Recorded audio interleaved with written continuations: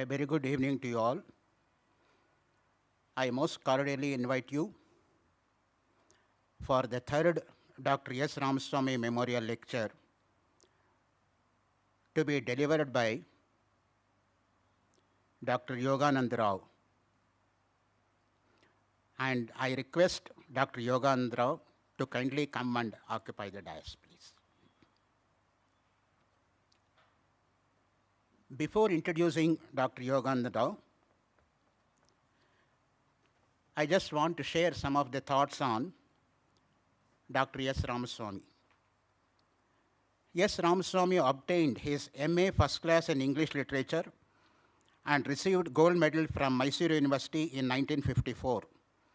He was a Fulbright Smithman Scholar at the University of California at Los Angeles from 1964 to 66 and earned an MA in American Literature and won the Phi Beta Kappa Award. He was awarded a PhD degree for his thesis on Tennessee Williams by Bengaluru University in 1973. He was a British Council Scholar at Oxford and London, a Senior Fulbright Fellow at California, Texas and Yale, and a Shastri Indo-Canadian Scholar at McGill University, Montreal. He has been widely published in the areas of American literature, comparative literature, and Indological studies. He has studied Sanskrit traditionally and was a fellow of Sullivan College, Yale University. His Kannada translation of S.L. Bhairappa's Sartha has been published from Oxford University Press. His other translations are Mandra, Tantu, Bhitti of S.L. Bhairappa into English, DVG's Samskruti, C.K. Venkatramaya's Ubhaya Bharati, V. Sitaramaya's Pampayatre, and S.K. Ramchandrao's Geetagondu Kaipidi were some of his English translations of Kannada works. He was the editor of Tattva-loka, a spiritual quarterly journal of Sringeri Sharda Peetham. He was a founder member of Bengaluru Little Theatre and was its secretary between 1960 and 1964. In that capacity, he had worked in all aspects of theatre, like acting, directing, etc. He had acted in plays by Shakespeare. Actually, he had acted in Hamlet, and he was the Hamlet there. Therefore, he was very fond of Hamlet, and he also had taught Hamlet for MA classes. He had studied Shakespeare at Stratford-upon-Avon under the director Philip Bradbrook and had made a special study of London theatre productions based on his extensive lecture tours to England, Canada, Mexico, France, Germany, Switzerland, Italy, Holland, Belgium, Denmark, Sweden, Japan, Hong Kong, Thailand, Malaysia, and Singapore. He wrote his travelogue in Kannada, Alemariya Aledata, which won Karnataka Sahitya Academy Award. He had written 40 books in English and Kannada and 300 research papers, and had guided dozen research scholars for their doctoral degrees. Fondly, Nisar Ahmad, one of his earlier students in 1956, used to call him as Shakespeare Ramaswamy because his initial was SR. So S for Shakespeare and R for Ramaswamy. That's how he used to call him at those days. With these few introduction to the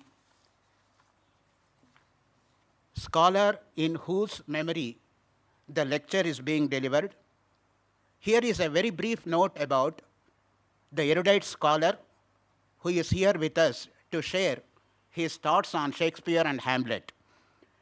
Dr. D Yoganandarao has taught English at both undergraduate and postgraduate levels in well-known colleges and universities in Bengaluru for more than 35 years. He is a postgraduate of Bengaluru University and also holds MPhil thesis entitled Animal Narratives as Social and Cultural Texts and PhD degree. His doctoral thesis was on popular culture and literature, thesis entitled License to Thrill, Mapping the Literary Origins and Sociology of Thriller Narratives. Yoganandarao has edited several books and published over 40 research papers in national and international journals, apart from being on the editorial and review panels of reputed journals.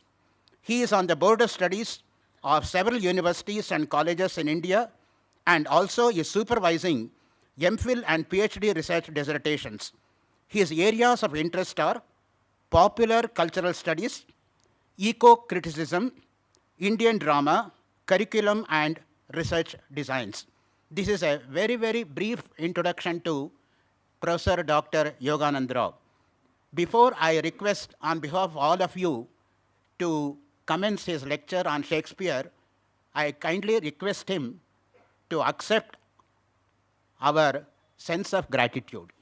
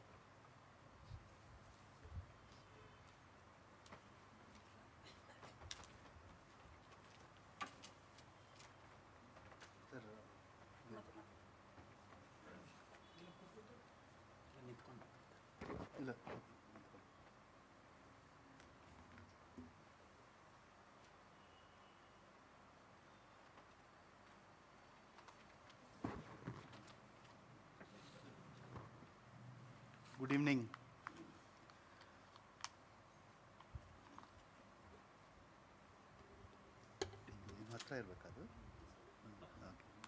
Good evening.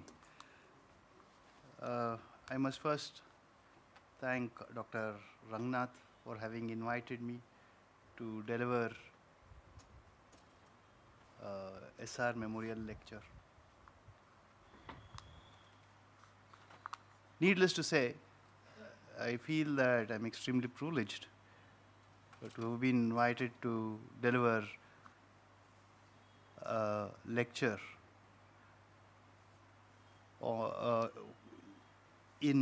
that is instituted in the memory of Dr. S. Ramaswamy, himself as was read out by Dr. Rangnath, a great scholar. So even to be associated with Dr. S.R. in any capacity is a matter of privilege. And therefore, I thank Dr. Rangnath for having invited me to be a part of anything that serves to perpetuate the memory of Dr. S. Ramaswamy. I was privileged to be his student in the Department of English, Bengaluru University, between 1985 and 1987, where, of course, he taught us, this was at the PG level. I was doing my MA in Bengaluru University during this period between 85 and 87, during which time, of course, he taught us a lot of things. It was not just about literature that he taught us. It was much more than that. He all in the class aspired to be teachers of English. So it was not just literature in itself that he taught us. He also taught us how it has to be communicated or conveyed to students. And now the 36 years of having taught literature at various levels and also being associated with research When I look back to these 2 years that I spent with him as a formal student, I remained a student. I remained a student throughout his life. When I look back to these 2 years, I realize how much of what he taught us, formally, informally, in the class, outside the class, how much of that has helped me to shape my career as a professor of literature and also as a researcher.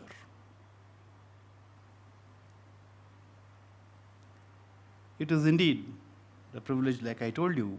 I wouldn't be tired of repeating this several times, to be associated with SR in any capacity.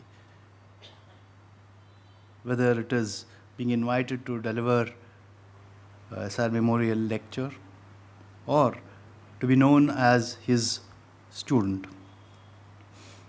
Fortunately, my house was very close to Malleshwaram, where SR lived all his life, a place that he loved a lot.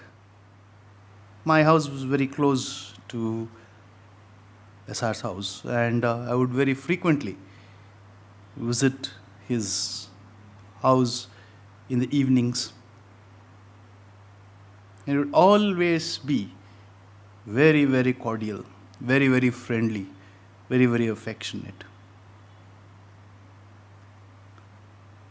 Now, these are things that one would want his students to talk about after one finishes his or her teaching career. It was not just me who was treated this way by SR. Hundreds of students, thousands of students, I think they all share the kind of sentiment that I share.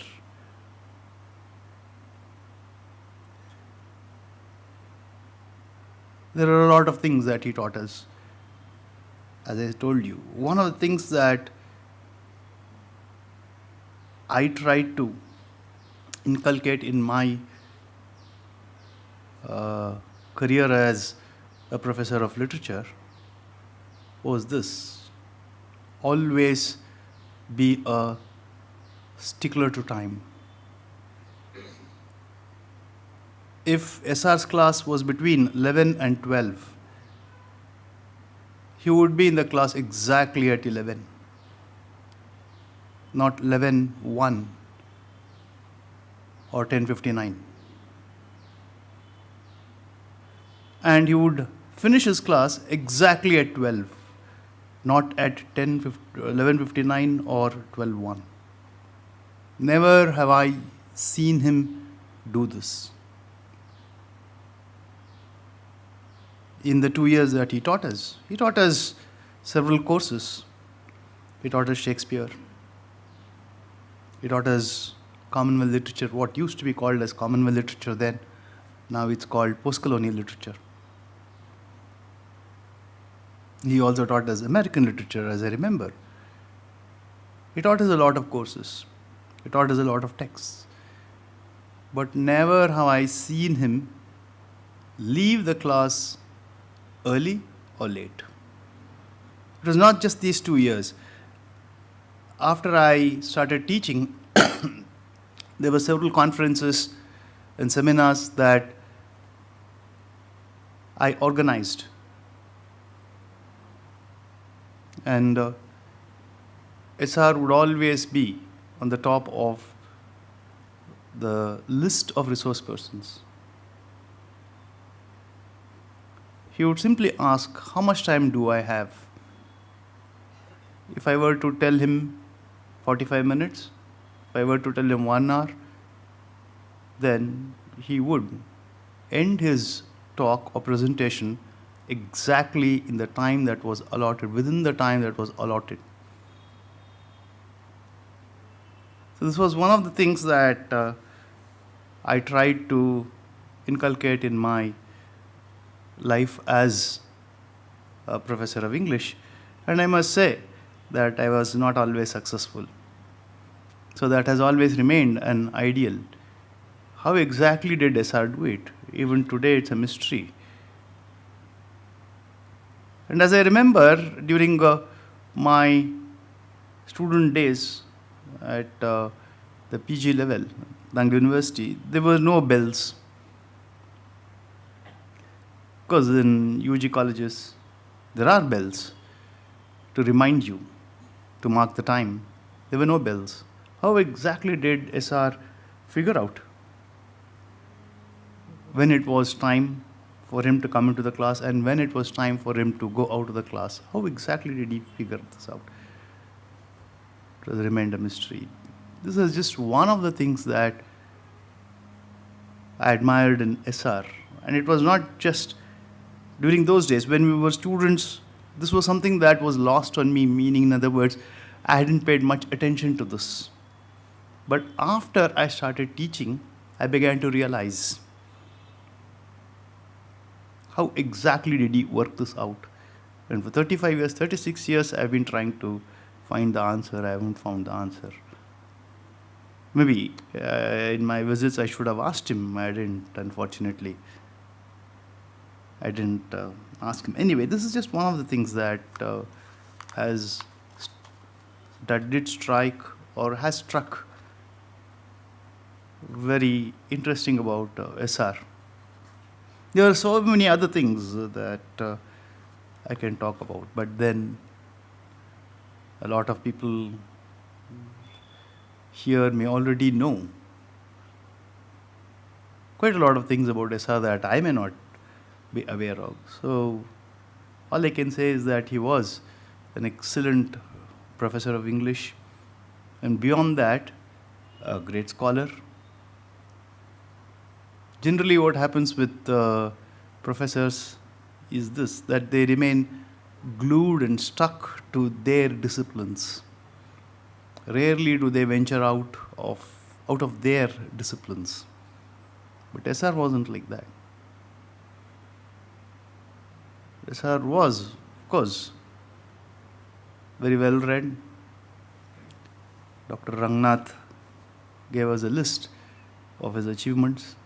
That was very, very brief. He also was a very, very profound scholar of Sanskrit metaphysics and so many other things. In fact, one of the things that surprised me was his interest in translations. Because I remember very clearly when we were students, he hardly spoke about translations. He spoke about a lot of things. But he hardly spoke about translations. But it is a great wonder, and it was a very pleasant surprise to me that SR got into translations after his retirement. All I can say is that he remains an inspiration to a lot of people, has always remained an inspiration to someone like me who's tried to model. Of course, he belonged to the old school. And sometimes with the kind of changes that are happening in higher education institutions these days, we feel very sad, because I have been a part of that traditional old world academics and the new world academics that somehow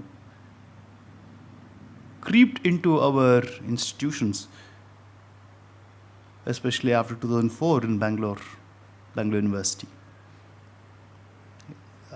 With the coming of the semester system, it marked a lot of changes. Anyway, this talk is not about the current state of academics. This is not about that. But however, it's difficult for me not to speak about these things. because SR belonged to the traditional old world academics. The difference is this. What we mean by a scholar, and what was meant by a scholar, there is a lot of difference. Today there are no scholars. You only have one scholar, that's the Google scholar, Professor Google, where we have lost difference between information, data, and knowledge. The scholarship. He belonged to a different world, a world that is sadly lost. It's like it was like a paradise, and that paradise seems to now be lost, like Kashmir, like Milton's paradise. It's lost. It is very sad because quite a lot of people that I see in front of me perhaps have received their education in that setup. It's very difficult for our children to see our children go through the kind of rigors that the present day higher education imposes. There was rigor earlier too, but that rigor was in scholarship. Now, there is absolutely no respect, value for scholarship. Where we find it very difficult, we live in a world where we find it very difficult to distinguish between information and knowledge. And so therefore, scholarship is a thing of past. SR belong to that world. So as I stand here in front of you to deliver a lecture instituted in the memory of SR, I cannot help but reflect on these things. Anyway, let's come back to the topic that I have been asked to make a presentation on. This will be a very brief presentation on Shakespeare with special reference to Hamlet. The reason, of course, is not very far to look. I mean, why Dr. Ranganath asked me to speak on Shakespeare. Shakespeare was SR's favorite writer, favorite dramatist. And so therefore it did not come as a surprise when Dr. Ranganath asked me if I could speak on Shakespeare. Not that I am a great Shakespearean scholar. In the 45 papers that I have published, there's only one paper on Shakespeare that I wrote. The one Macbeth. But that I think I wrote quite some time ago. So apart from that one paper that I've written on Shakespeare, I don't claim to be an expert. But then I have been teaching Shakespeare for over 36 years. So I will present before you some of my experiences of having taught Shakespeare and try and answer this question. 400 years, more than 400 years after Shakespeare's death. Shakespeare died in 1616.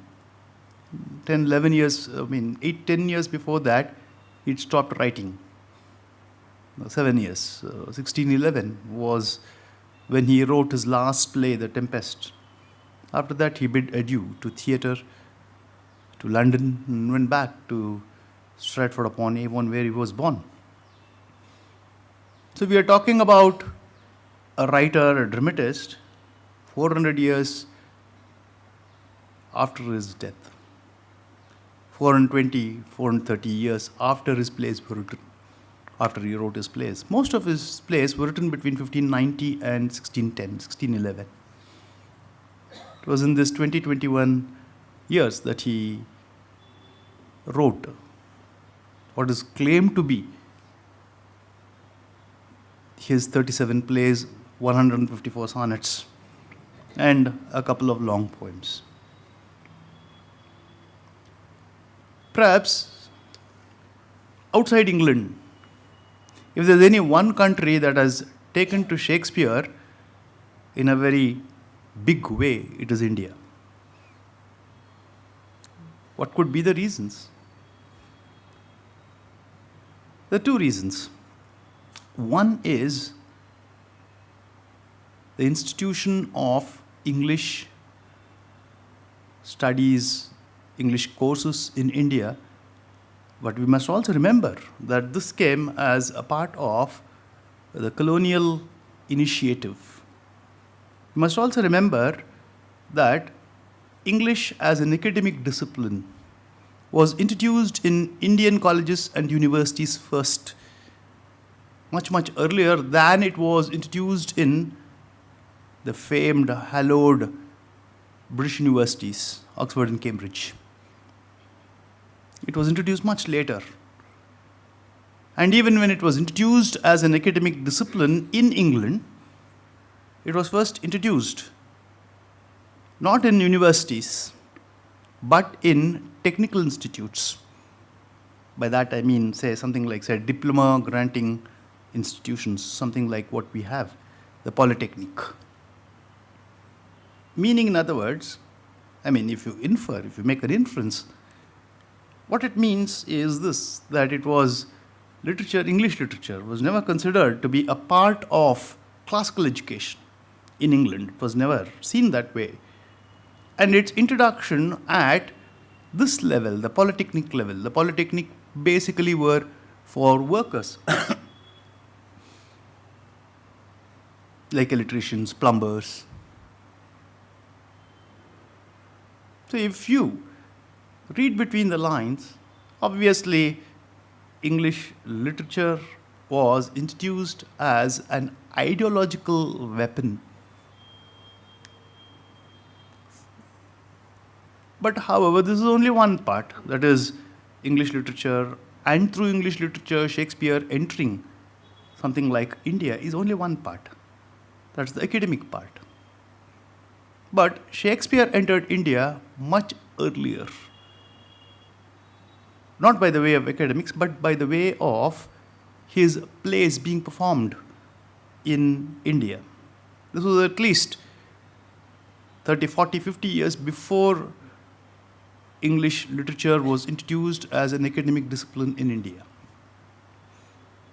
His plays were performed in India, and this was basically for the British expatriates, sailors, officials,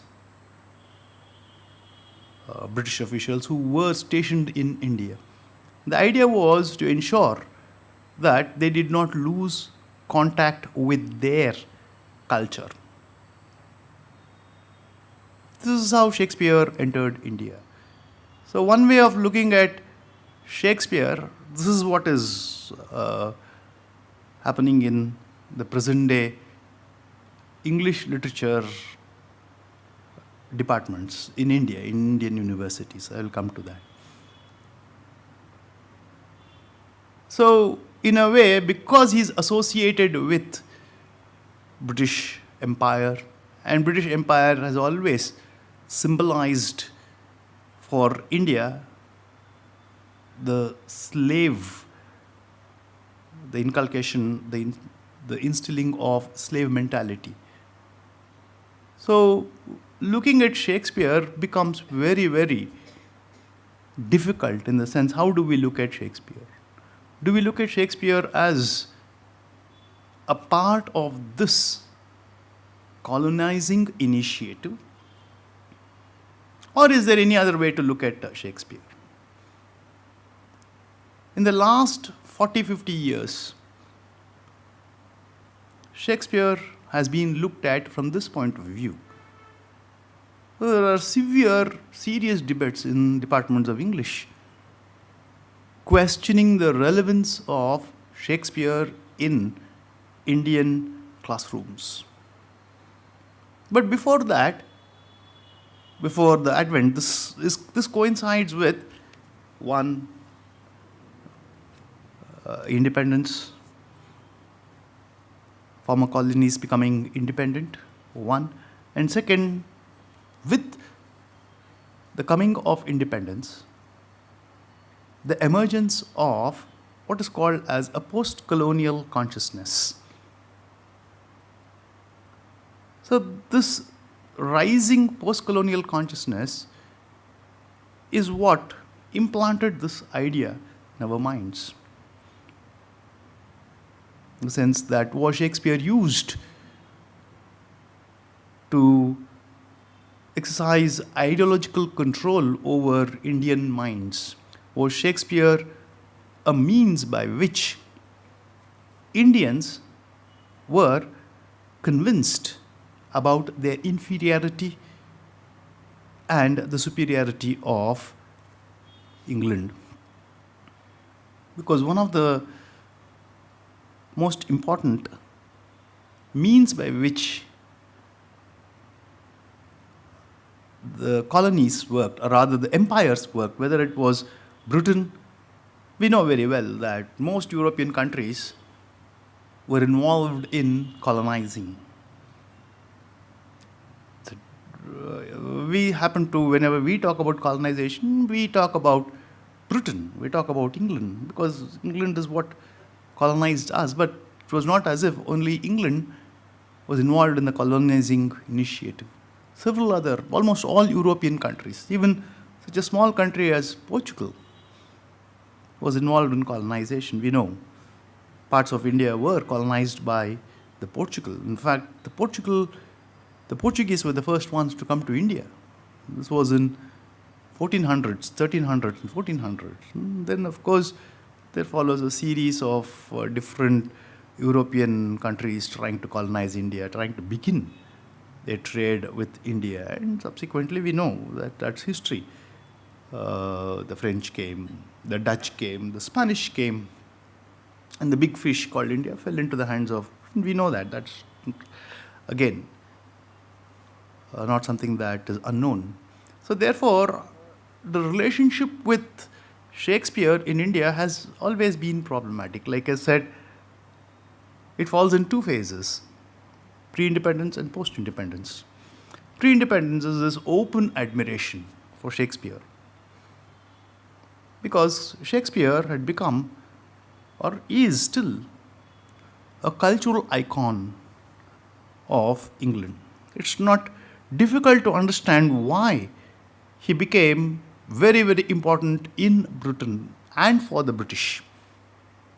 You must remember that it was not until the mid 1400s that England began to emerge as a nation.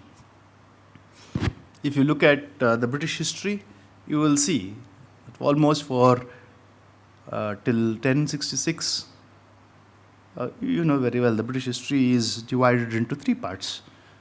First is what is called as the ancient British history, which basically is Anglo-Saxon, that is, Germany had colonized England, parts of England. And then we have the Anglo-Norman history, which is also the medieval British history. And then comes the modern British history, which begins with Chaucer. I mean, literal, in terms of literature. And then we have Renaissance. So therefore, it was not until 1400s that England became independent, culturally, politically.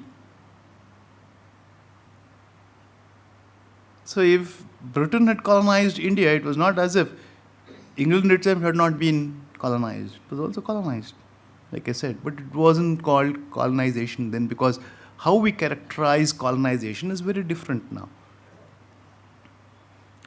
So as a nation, England was being born. And as is the case with almost all nations that attain state nationhood. There follows very, very traumatic period in that nation's history. It happened with England, it happened with America. It is also happening in India. There's a lot of disturbance in India today. There's also a lot of talk about what constitutes India, the idea of India. We may have got our independence almost 75 years ago. But then in the history of a country, 75 years is a very, very small time period. Therefore, a nation has to go through this kind of a traumatic ordeal.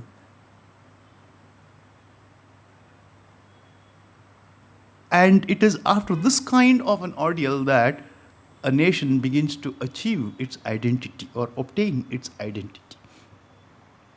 Shakespeare, insofar as England was concerned, was important for England because of this reason. He is one of the most important writers who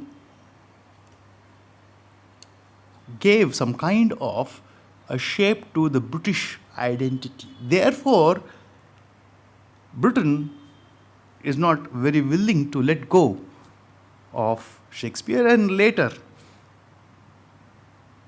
began to thrust Shakespeare on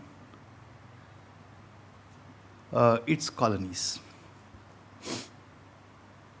So Shakespeare was also a means by which the British Empire controlled its colonies, because there is what is called as the white man's burden. When asked, it was not when most of these countries, European countries had colonized, they were asked these questions.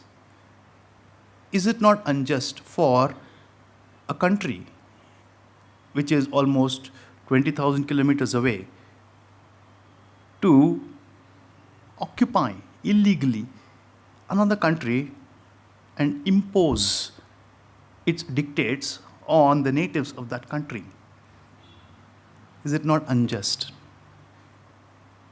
Because one of the claims that most European countries made, including England was this, that they were culturally superior. So what kind of cultural superiority validated or justified the conquest of countries like Africa and India? So the defense that was offered to this very ticklish question was this, that these have no culture, and we as white men have to civilize them and to make them cultured. This is what's called as, in post-colonial theory today, this is how literature is read. So this is what's called as the white man's burden. The white man's burden was to ensure that he gave civilization and culture to countries like Africa and India, where it was claimed that there was no civilization at all. A very important tool and implement in this exercise.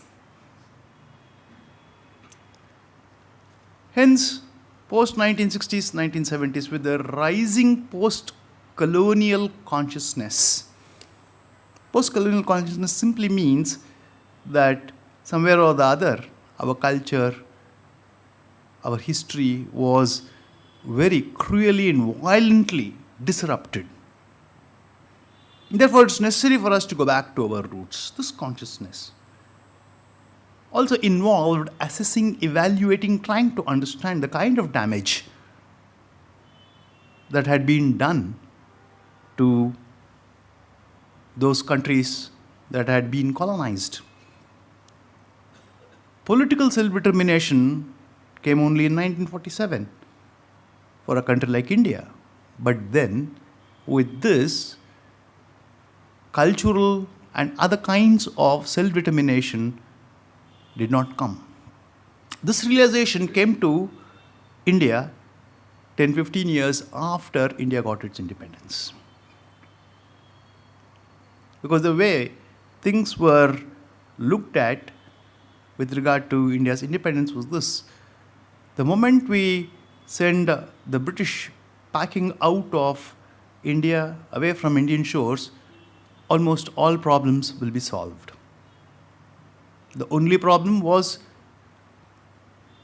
Britain, the British Empire. Send them away, all our problems are solved. But sadly, that was not how it was. This realization came to countries like India as well as other countries that obtained or got its independence during this period. Between 1940 to 1960, most countries that had been colonized got their independence. So with this consciousness that India had lost a lot of its culture, this is what's called as the post-colonial consciousness. So here is where the relevance of Shakespeare began to be questioned. This also coincides with the theorization of what's called as post-colonial studies, post-colonial literature and post-colonial criticism. And one of the favorite plays of these critics is Tempest, the last play that Shakespeare wrote, in which the way these people interpret it is that it validates colonization. However, you see, what I'm trying to tell you is how Shakespeare has been received in India. I mean, how he always has remained an icon and remains an icon in England. But then we are not very concerned about how he is received, seen, viewed in England. We're more concerned about India, our own country. So this is just a very brief update about the kind of arguments that are being presented in the departments of English in Indian universities. Added to this is a very convenient way out. Instead of answering this question, is Shakespeare relevant to us? Prescribing Shakespeare to our students, does it still involve or perpetuate the colonial mentality? Because what post-colonial consciousness taught us was that it was not just the body that had been colonized, it was the mind that had been colonized. So real independence comes only with the decolonization of the mind. This is what we are engaged in. But in order to know how our minds, to what extent and how our minds have been colonized, in order to be decolonized, in order for us, for our minds to be decolonized, it's necessary for us to know how exactly this has worked. How our minds have been colonized. What are the ways? What are the impact? To what extent has it been colonized? But then colonization is a historical fact. It is not as if we can take an eraser and rub it and say there is that. Now we have erased that part of history and we can move on, reconnecting with our past. Reconnection with the past does not come that very easily. So then there are these very, very tricky questions. Departments of English try to answer these questions, engage with these questions. But some have taken the easy way out. And that is, Shakespeare is irrelevant. Well then, instead of validating this, that Shakespeare is irrelevant to a country like India, and perpetuates, persisting with Shakespeare means perpetuating the colonial mentality. Instead of engaging with this, we have found an easy way out. This easy way out came with the introduction of the semester system. Before 2004 in Bengaluru University, we used to have what is called the annual system. Most of you are products of the annual system. The annual system accommodated the teaching of a full-length Shakespearean play. The semester system does not accommodate the teaching of a full-length Shakespearean play. So therefore, most universities, institutions, higher education institutions today in India are on semester system. Therefore, it has become very convenient to say that Shakespeare, we can't teach Shakespeare. We don't get that much time. But that does not answer this question about Shakespeare's relevance in India. That has remained an unsolved question. Even today, we have not answered that question. And in most universities, this is the answer that is given. In English department, this is the answer that is given. Simply said that the semester system does not provide us with enough time to teach Shakespeare or read Shakespeare in the class, one Shakespearean play in the class. Now, if that is one issue, there's also another issue. Just because Shakespeare happened to write in English, and just because England had colonized us, does Shakespeare lose his relevance?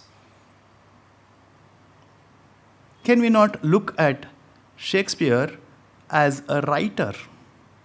So this takes us back to another very, very important question. How do we look at literature? Is literature to be seen as constrained by linguistic considerations? Or does literature transcend linguistic constraints? Meaning, in other words, if we take a Kannada writer, can we see him as a writer who engaged with larger questions of life, who happened to articulate in a specific language? Does a writer's choice of language restrict him, limit him or her? Can we see a writer as transcending beyond the language in which he or she wrote? If we can answer this question, then answering this question becomes easy. So can we see Shakespeare? Of course, he may have been used as an instrument by the British Empire, but then Shakespeare is not responsible for it. Shakespeare was was dead quite a long time ago. So therefore, what is the role of a writer? How do we look at a writer? That will answer, when we engage with a question like this and try to answer this question, we also get our answer to how do we read Shakespeare? Is Shakespeare relevant today? We get an answer to that question also. However, when we look at Shakespeare in England, his rise to fame, technically speaking, Shakespeare was not very popular, or rather very popular among his fellow dramatists of his time.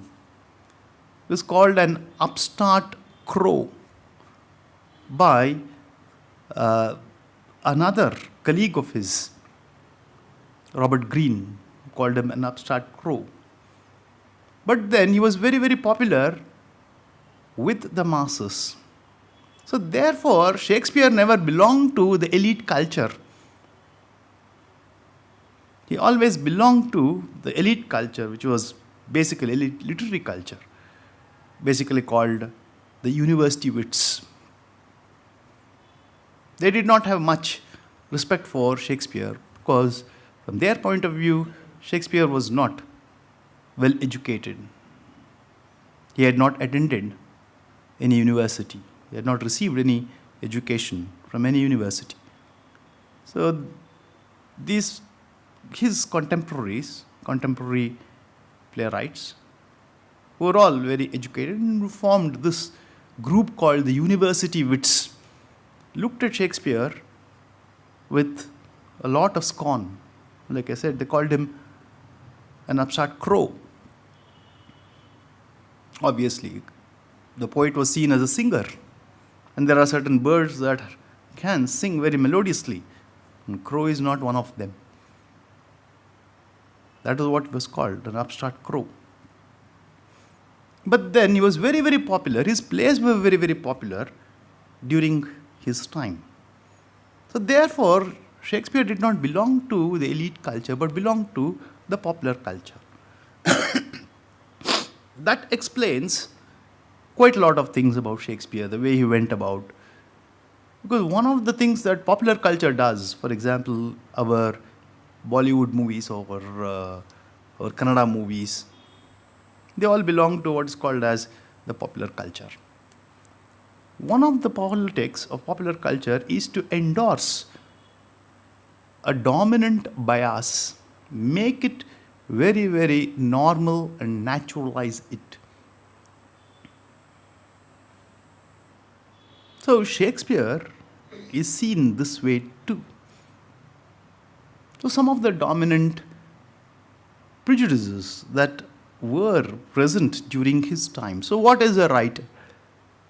Does a writer write individually, or does he become a representative voice articulating the dominant prejudices, biases of her or his times?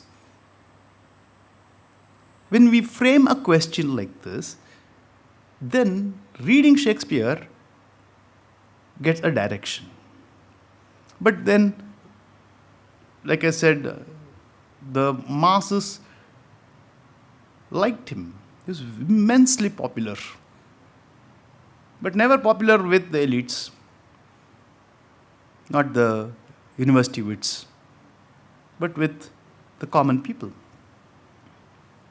with the semi-literates and illiterates. This explains why there are a lot of mob scenes in Shakespeare. A lot of mob scenes in Shakespeare. Look at the way the so-called non-elites are characterized by Shakespeare. For example, the porter scene in Macbeth, the gravedigger scene in Hamlet, and then the mob scenes in Julius Caesar. And there's just 2 or 3 examples that I'm giving. You can give several more examples. But the problem with giving examples is when you have one point to prove, giving hundreds of examples to prove the same point is only a matter of waste of time. So therefore, 1 or 2 examples are good enough. If you've read some other place, please notice the mob scenes in Shakespeare. Though of course it is said that Shakespeare, though was very, very popular with the masses, himself had a great disregard, dislike, hatred for the illiterates. This is what some critics, like say, for example, Terry Eagleton, accuse Shakespeare of. But then, let's look at it this way. His plays are not individual articulations. Nowhere in Shakespeare do you find the answer to what was Shakespeare like, what did he really think, what were his opinions on XYZ topics. You don't get answers to these questions. So even if you do get, it's only inferred through his plays. So like I said, we go back to that question. What is the function of a writer? How do we look at a writer? And what is the function of literature? These are very, very important questions. Today, these questions have assumed a lot of importance, though of course we don't pay much attention to these things. Because literature has become a part of popular culture, which is very easily available to us, especially with the social media and other kinds of entertainment channels being available to us. So it was not until almost, say, 1765, Shakespeare died in 1616. It was not until 1765 when Dr. Samuel Johnson wrote a preface to collected works of Shakespeare that Shakespeare began to be taken very, very seriously. Before that, it was mixed. When he said that Shakespeare belongs to all times, this is his statement. That is how Shakespeare began to be seen to be a universal writer. But then there are also a lot of studies which try to look at Shakespeare as a product of his culture, his times, and his age. One reason why Shakespeare becomes very important in this context is the European dramatic tradition, which largely was influenced by the Greek dramatic tradition, which basically was fatalistic in the sense that if you read a play or any literary text as espousing a philosophical view, or what is called as the world view, then you can see most of these classical Greek plays espouse this philosophy, this world view, that fate is character. So therefore you can take Sophocles, Euripides, any of these Greek masters, and try to read the worldview that is presented in them. And this is the worldview, that fate is the character. That is, an individual does not have any control over his own or her own life. Your fate determines, your destiny determines what is going to happen and what is not going to happen. So an individual does not have any control over his own or her own life. But Shakespeare, thanks to the emerging Renaissance thinking of his time, differed. He said, it's not fate that is character, it's not destiny that is character, character is destiny. Therefore, his plays began to be seen as character and theme-driven plays. Examples of this, most of us who were taught in the 60s, 70s, and 80s were taught Shakespeare this way, that Hamlet is the tragedy of procrastination, a procrastinating individual, an individual who thinks too much, acts too less. Because, which is behind this line that T.S. Eliot wrote in one of his poems, Prufrock. I am not Prince Hamlet, nor was meant to be. The protagonist of this play, or rather this poem that Eliot wrote in the 1920s, 1930s, was an individual by name Alfred J. Prufrock, who is in love with someone but procrastinates, thinks too much. Do I tell her? Don't I tell her? So, in a way, proofrock became a template for the early 20th century intellectual. So, Hamlet seemed to very neatly fit in this template for Eliot. And so he writes this line in that poem: I'm not Prince Hamlet, nor was meant to be. So, and then Macbeth began to be read as a play of overvaulting ambition that leaps over itself.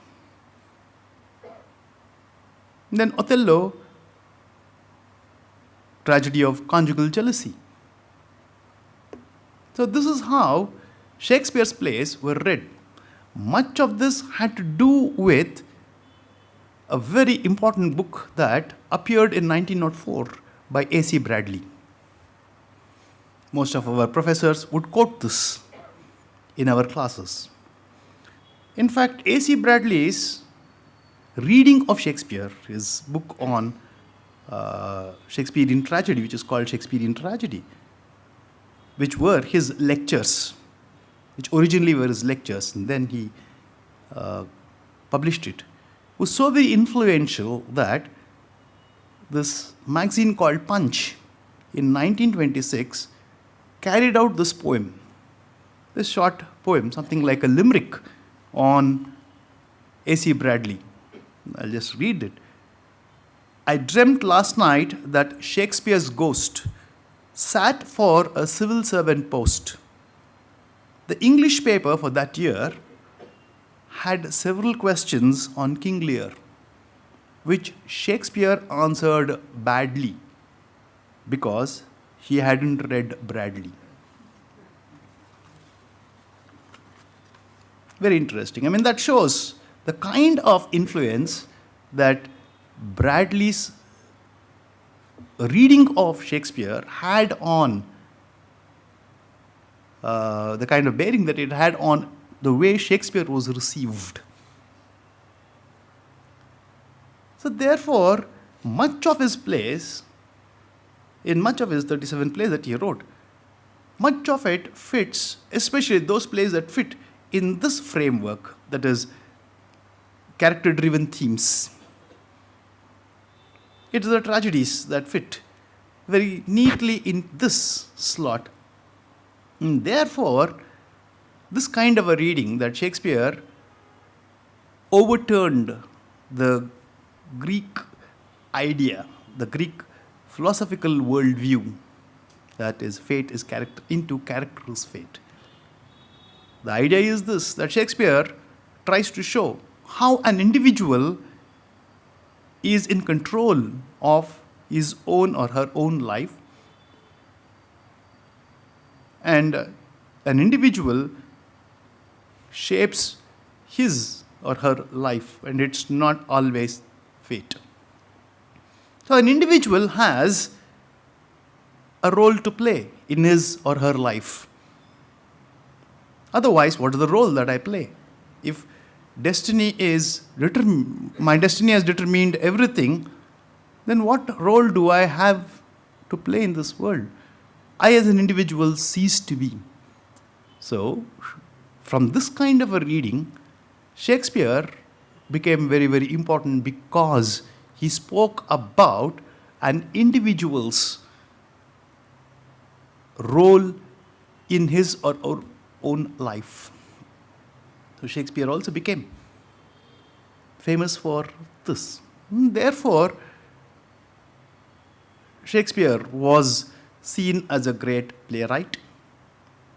There's no doubt, absolutely no doubt. In the plays that he wrote, there's a wide range of themes, emotions that Shakespeare articulates so very tellingly.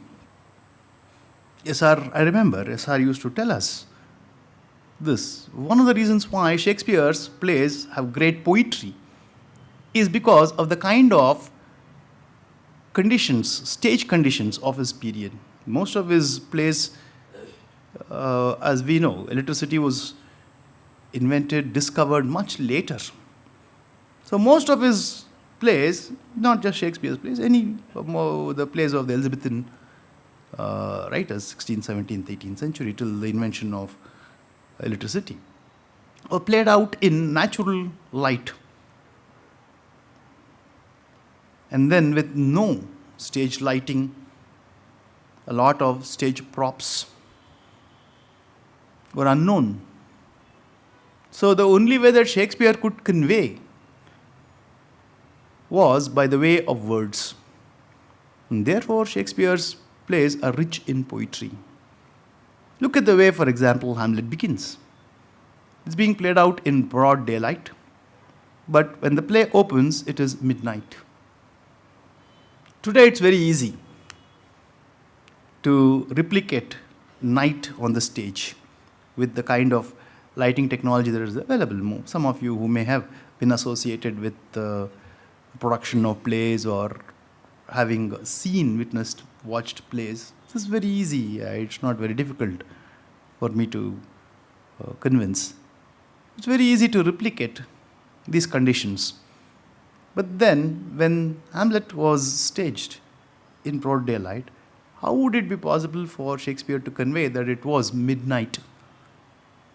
So if you look at the early part of the scene, every scene, one way of reading Shakespeare is to read his early lines in every scene or act. That tells you the location, the conditions, the time of the day.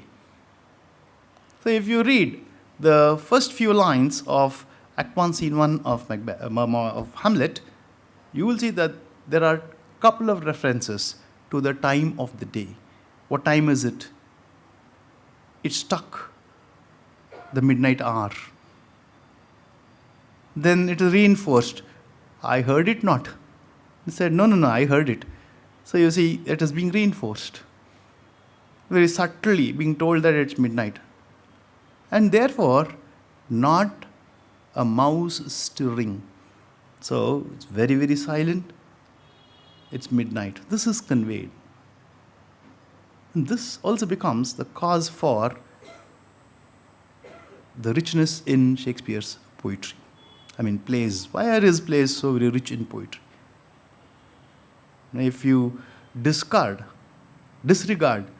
ignore that Shakespeare's plays are great studies in human character, human behavior, human motivation, if you disregard that, if you think that that's not important, if you think that what observations Shakespeare makes, of course this is by proxy, in the sense that only through his characters he makes it, on human character, even if you think that it's not valid, because there's a question today that is being raised. So Shakespeare is talking about the European, specifically British, because though his plays, other than his British English tragedies like Richard I, Henry, and King Lear, almost all plays that Shakespeare wrote are set outside England, located outside England. But then that does not matter to Shakespeare, because even if he says it's set in Venice or Athens or Cyprus, it does not matter much for Shakespeare, because he basically is still talking about British mannerisms. Remember, Shakespeare had not traveled outside England, so he hardly knew how a Roman would behave. So though it was set outside, his plays are set outside, except for a couple of them. Though they are set outside England, the mannerisms of people are still very, very British. So therefore, how universal is the human behavior, the British white human behavior? Can that be seen as universal? Even if we do talk about revenge, as is a very important feature of Hamlet, Remember, Hamlet belongs to a Christian society. And one of the reasons for Hamlet's delay, there is one reason why Hamlet became very, very famous, was because of the delay question, the problem of delay, as it's called, or the delay question. The idea is this, it refers to the delay question or problem of, some of you who may have read, or such of you who have read Hamlet will know what I mean. It's simply this: Hamlet's father has been murdered by his uncle. Now, as a son, Hamlet is supposed to extract revenge or avenge his father's death, his father's murder. This is revealed to him through his father's ghost, Hamlet Sr.'s ghost. In 3-4 lines, this is the summary of Hamlet. This is what happens in Hamlet. By Act 3, Scene 1, it's very, very clear to Hamlet, the son, that his father was murdered. And then the father wants the son to avenge. So what should Hamlet, a dutiful son of his father, do? Do as per the command of his father, that is, kill Claudius, his uncle, father's brother. But Shakespeare suggests that Hamlet does not do it. This is also, this has occupied the minds of thousands of brilliant scholars, trying to explain why exactly does Hamlet not kill. Is it because Hamlet lacks the wherewithal? No, Hamlet is a brilliant warrior. We get to see that in Act 1, Scene 1, when we are told that he played a very important role in subduing Fortinbras, king of Norway, who has been troublesome. Plays set in Denmark. That is, Hamlet is set in Denmark. So that's not the reason. Did he not get enough chances? Hamlet gets enough chances, enough opportunities. But Hamlet does not kill him. So what is the reason that he does not kill? This is what is called as the problem of delay in Hamlet. That's why, you see, it also is called as the tragedy of procrastination. The idea is this: in any balanced individual, the thought element and the action element must be in balance. If one is dominant, that is, the thought element is dominant and dominates over the action element, then there is an imbalance in that individual. That individual is overwhelmingly intellectual. On the other hand, if the action element dominates over the thought element, the individual becomes once again imbalanced. The example of this is Macbeth. So why does Hamlet not act? Several reasons are given. Someone like Ernest Jones, student of Freud, tried to give a psychoanalytic interpretation and said that Hamlet suffered from an unresolved Oedipal complex. And therefore, that came in the way of Hamlet discharging his duties as a son. So you see, wide variety of answers have been attempted. This also is the crux behind Eliot in one of his essays, T.S. Eliot, again I'm quoting from T.S. Eliot, saying that Hamlet may be the Mona Lisa of literature, but nonetheless an artistic failure. The reason why he said that was because there is, from his point of view, there is what's called as lack of objective correlative. In very simple terms, it's a very deeply, profoundly a critical term, widely used in literary criticism. But in very simplistic terms, what it simply means is this, that the play proposes a problem in which the play itself does not resolve it. So the problem is the play does not answer this question as to why Hamlet delays. So whatever answers we find are external or extraneous to the text. So there is this question. Of course, there is also the Indian take on this. Hamlet, Shakespeare's characters are seen in terms of the three gunas, the sattvic, the rajasic, and the tamasic.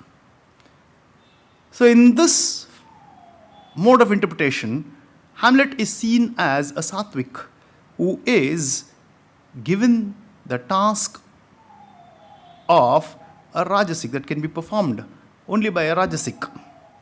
So that is the reason why, since his guna does not allow him, he is a sattvic, and a sattvic can only do what a sattvic can.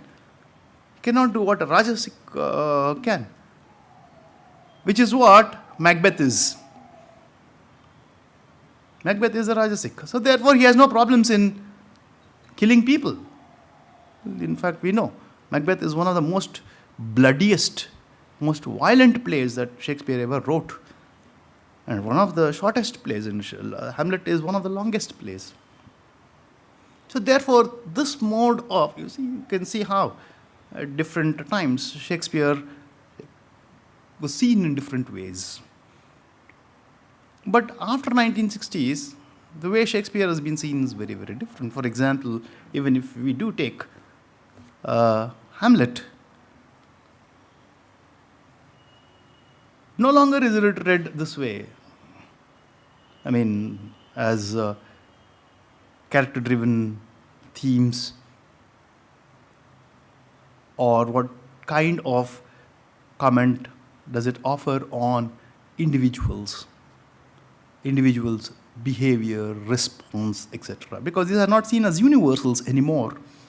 How, like I said, why does Hamlet delay? It's also because he is born in a Christian tradition.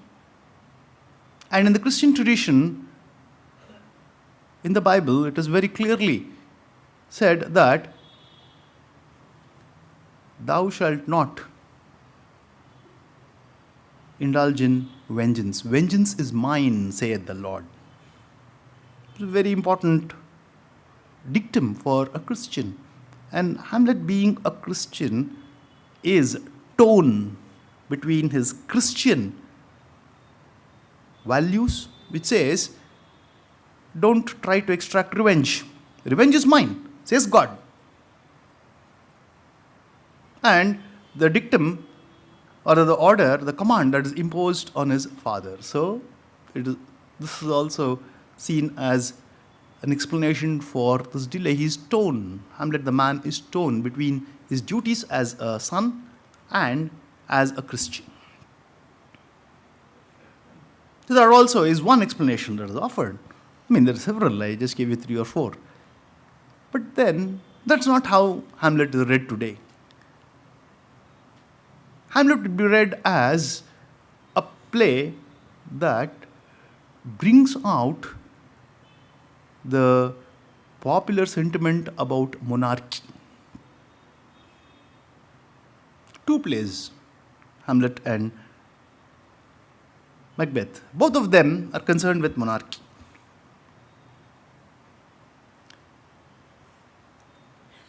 Macbeth is shown as, represented as, or read as a bloody murderer who is very, very ambitious.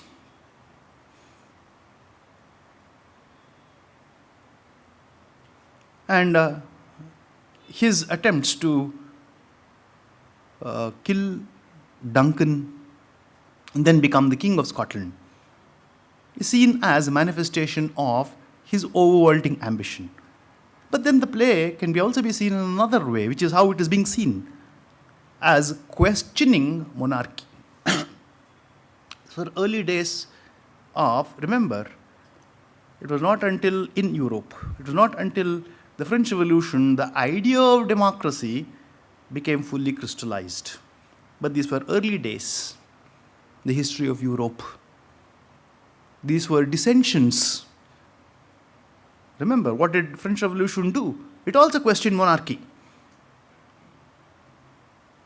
But that came almost 150 years.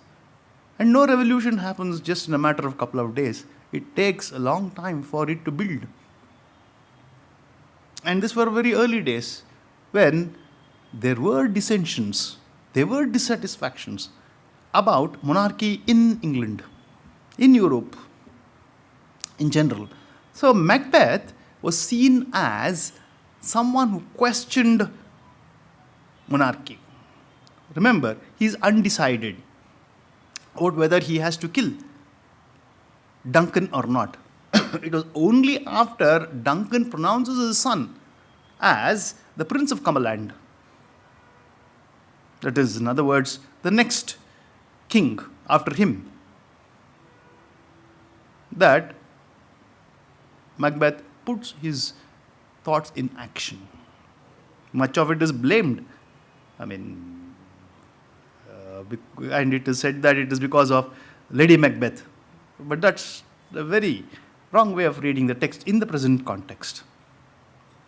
So therefore, Macbeth can be seen as an attempt to disrupt, question monarchy. So this is an early step towards democracy. What does Hamlet do? Just the opposite.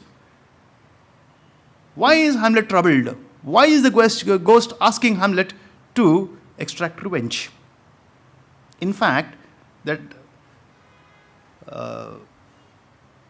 call for revenge is only a ruse.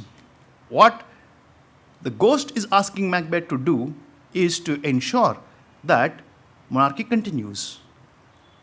The sense that when Hamlet Sr., that is Hamlet's father, is murdered, is killed or is dead, Hamlet is away in Germany, student of the University of Wittenberg.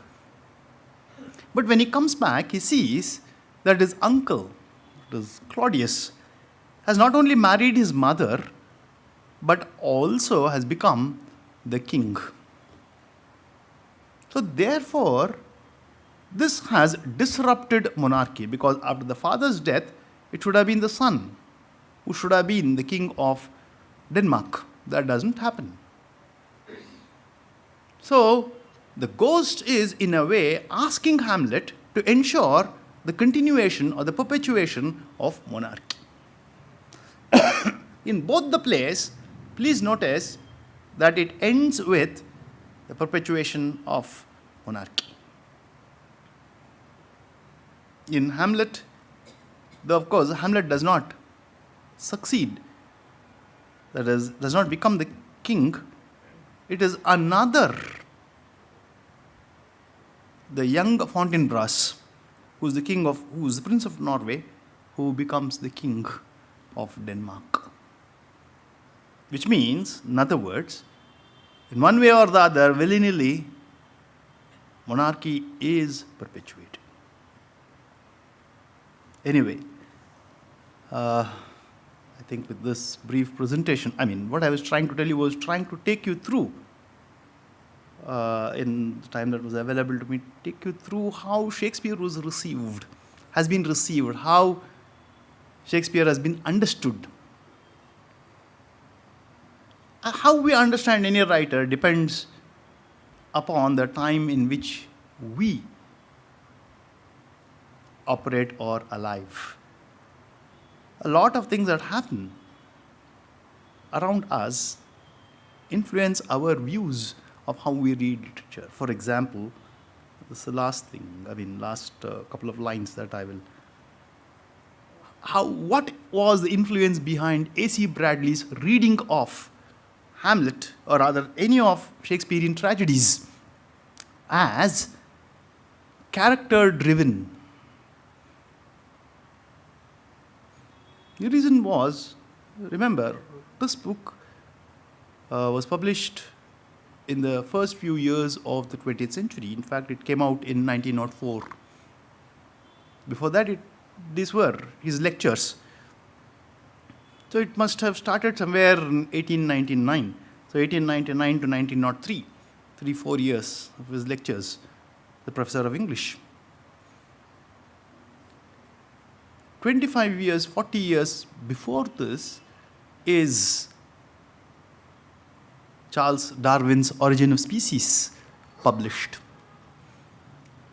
where he is talking about evolution. What does evolution mean? Basically, evolution means change. So what Bradley was doing was, he was resisting this by reading Shakespearean characters as epitomes of unchanging nature. So that means whether you are an Indian or an American or a British, your character is unchanging. That means there is something unchanging in the human nature. It does not change with time. Does not change with geographical locations. So, why A.C. Bradley read the way he did was because of the kind of resistance. This was his way of resisting the Darwinian idea of evolution. So how we read any play, today we read Shakespeare's plays as his comments on power. Because today, what the world is going through, irrespective of the world, the part of the world in which we live, power plays a very important role. So what is the relationship between an individual and the power? And power. What is the relationship between an individual, power, and society? How does power work? It works very subtly. How does power manifest itself? So these are very important questions to us as we live in 20th and 21st centuries. Therefore, our reading of Shakespeare is filtered through these very important concerns of the 21st century. The plan was to give you 10 minutes. But I've exceeded, like I told you. I try my best to emulate SR. Again, I failed. I had to stop at 7:20, 7:27. So I request Dr. Rangnath to allow me to at least ask this question. If you have any questions you would like, or if you would like to add, I think we can spend a couple of minutes. Sorry for this, sir.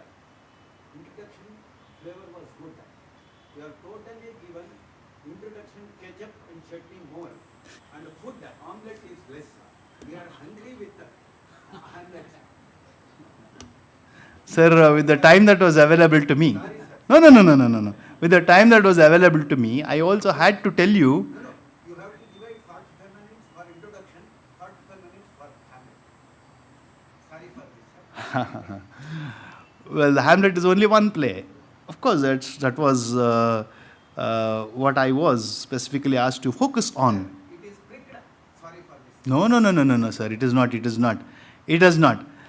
I tried my best to read Hamlet along with other plays and tried to see how one play in itself, though a brilliant play, absolutely no doubt about it, it was a brilliant play. Then I also was trying to tell you why it was seen as a brilliant play. So any play or any drama, any text for that matter, literary text, becomes brilliant or not so important depending upon the criteria that we adopt to evaluate it. So I thought I was trying to tell you why Hamlet was seen as a very important text. Brilliant, yes. One of the reasons is, like I said, poetry.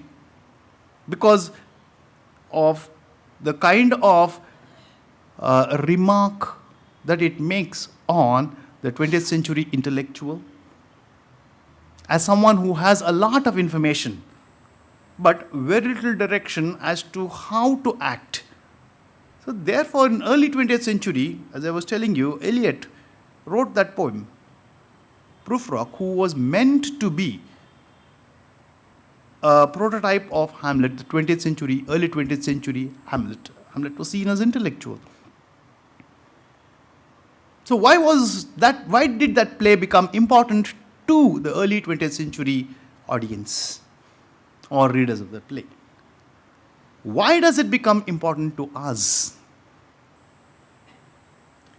Though, of course, if you expected that I would go very deep in analyzing the individual scenes, well, in that sense, I may have disappointed.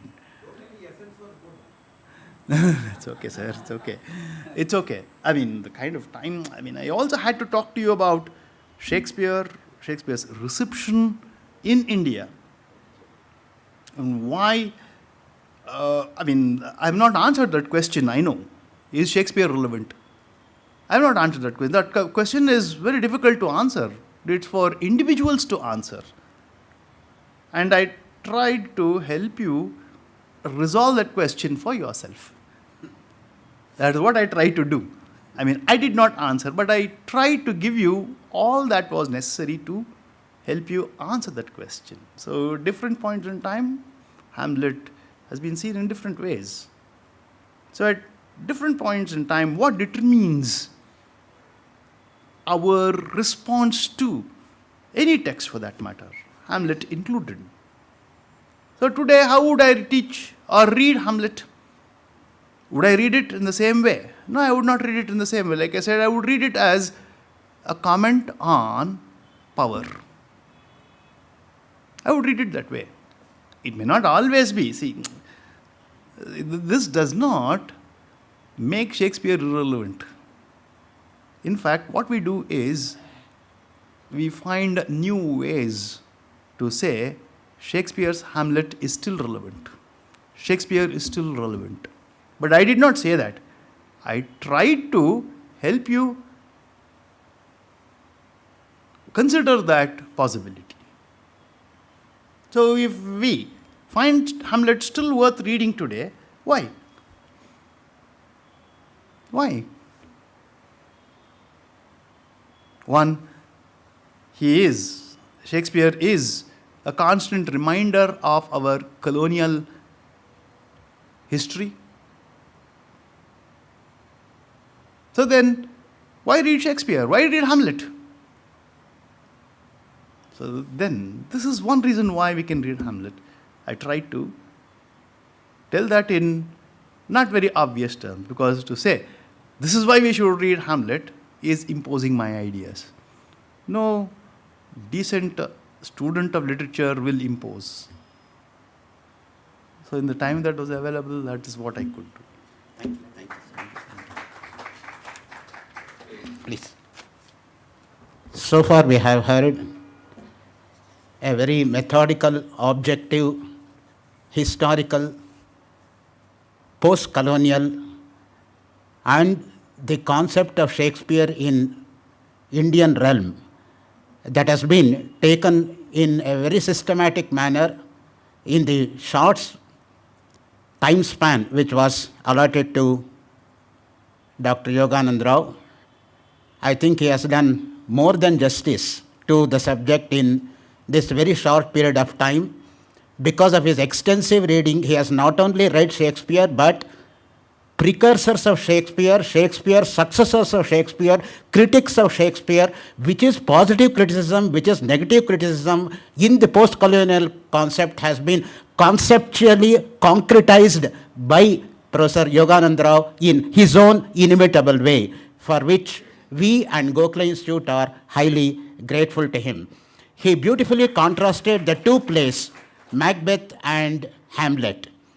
It was not only a comparison but also a contrast by giving specific illustrations and also quoting what exactly A.C. Bradley had to say about Shakespeare with Bradley's own notes, and he also quoted the important place that in place of Shakespeare you have got beautiful poetry. And that is one way of looking at Shakespeare, because Shakespeare is not a mere dramatist, but he is also a great poet because he has written so many sonnets. And just to give, very tempting for me to quote one Portia speech, the quality of mercy is not strained, it drops as a gentle rain from upon the place beneath. It is twice blessed. It blesseth him that gives and him that takes its mightiest in the mightiest. It becomes the throne monarch better than his crown. His scepter shows the force of temporal power, the attribute on majesty. Wherein does set the dread and fear of kings, but mercy is above the sceptred sway. It's enthroned in the hearts of kings. It's an attribute to God himself. An earthly power doth then show like as gods when mercy seasons justice. That's what he meant. How exactly poetry can come out in Shakespeare. So again, on your lines, if you contrast these lines, what are these lines trying to say? What these lines are trying to say is that mercy is more important than extracting revenge. But what does Hamlet say? Now you can understand Hamlet's problem. And you can understand how Shakespeare, in one play, is talking about the quality of mercy, forgiving, etc. And in another play is arguing for revenge. Also go back to Tempest. yes, The rarer action, the rare virtue is in forgiving. So you can see, you can only infer. And in Shakespeare himself, in Shakespearean plays, he contradicts himself. For example, in Hamlet, he will say, there is a special providence in the fall of a sparrow, which means everything that you do, even the fall of a sparrow, which is insignificant to the world, whether a sparrow lives or not, it's a very small bird.